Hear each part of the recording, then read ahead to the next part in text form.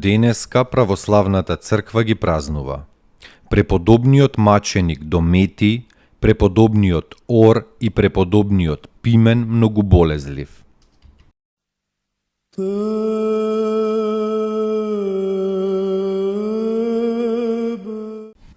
Преподобниот маченик Дометий роден е во Персија како незнабожец во времето на царот Константин. Како момче се запознал со верата Христова, го оставил незнабоштвото и се крстил. Толку ја возлюбил вистинската вера, што напуштил се светско и се замонашил во еден манастир кај градот Нисивиј. Поживеал во братството некое време, па се оддалечил на безмолвие при некој архимандрит Нурвел, за кого се вели дека 60 години немал јадено ништо варено. Старецот Нурвел го ракоположил за ѓакон, па кога сакал да го унапреди и во чин свештеник, Доместий побегнал во некоја пустинска гора и се населил во една пештера. Достигнал толка во совршенство низ пост, молитва, бдење и богомислие, што исцелувал болни. Кога дошол во тие предели, Јулијан отстапникот чул за Дометија, па испратил луѓе кои го задзидале во пештерата жив со двајца негови ученици.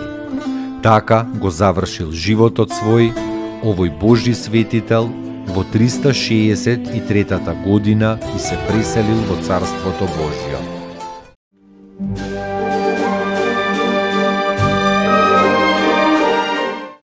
Поуки од светите отци. Пред тајната на човекот, секоја љубов во себе содржи одговорност. Затоа потребна е непоколеблива вера. Таква вера што е во состојба да ја види тајната на човекот. Таа тајна неможно е да биде видена со видот, со очите. Митрополит Антониј Блум.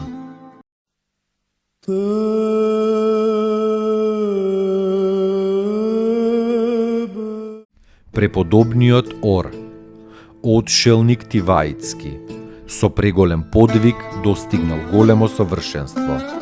Кога себе си добро се утврдил и се просветлил во самотијата, тогаш основал постепено неколку манастири и бил одличен духовен водач и наставник на многу монаси. Руфин, кој го посетил, вака го опишува: во својата облека тој личел на ангел Божји, 90-толетен старец, со долга брада како снег бела, со многу пријатна надворешност. Неговиот поглед светел со нешто надчовечко. Многу пати видел ангели Божји. Особено се трудел никогаш да не изрече невистина. Имал големи искушенија од демоните, но трезвено и храбро совладал се. Се причестувал секојдневно. Еднаш ученикот го опоменал дека дошол Великден и дека треба да се празнува. Слушнувајќи го тоа, тој излегол надвор, ги кренал рацете кон небото и 3 дена поминал во молитва без одмор, па му објаснил на ученикот: тоа и е празнување на Великден за монахот, умот свој да го возвиши и со Бога да го соедини. Се упокоил во длабока старост околу 390-та година.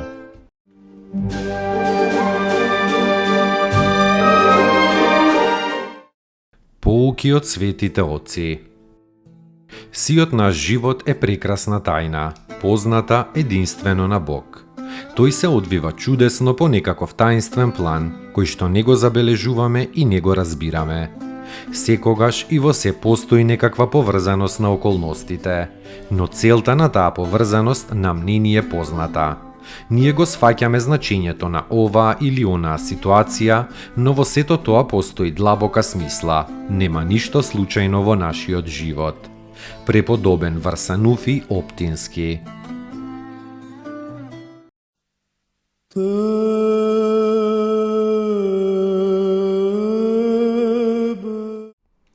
Преподобниот Пимен многу болезлив.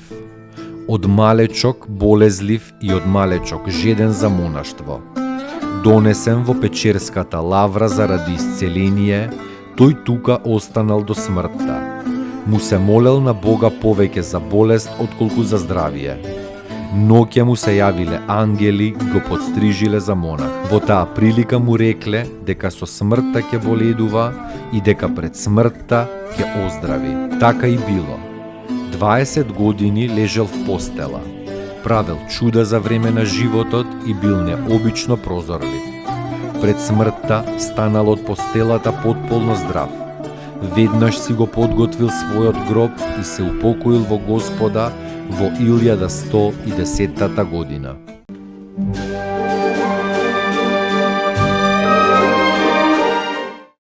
Поуки од светите отци. Потребно е да почекате. Бог делува, но тој има свој сопствен ритам. Бог делува трпеливо и природата исто така. Цветот ќе се отвори кога ќе дојде времето. Се менува, но со сосема поинакво темпо од она на кое нашето избезумено општество се навикнало. Оваа трчаница, оваа паника, овој бранд што сите нас не прави толку забрзани, воопшто не го допира Бога. Бог не влегува во оваа луда ритмика, тој се движи во ритамот на својата љубов и на своето трпение. Старец Нектарий Виталис.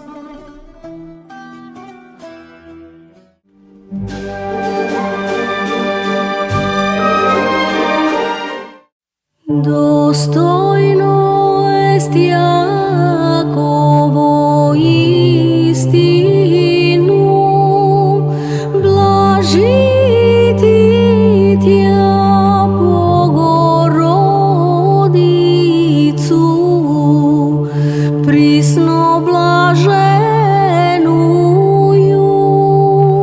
и пренепорочнују и Матер Бога нашего,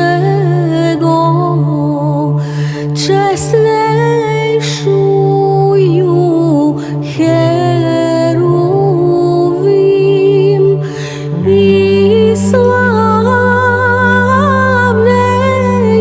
славнейшую без сравнения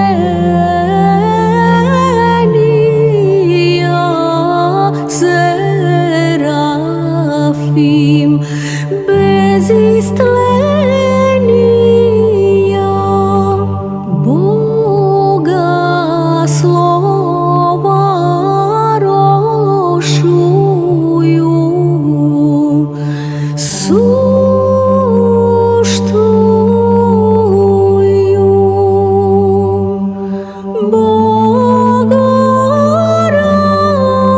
Богородицу Тја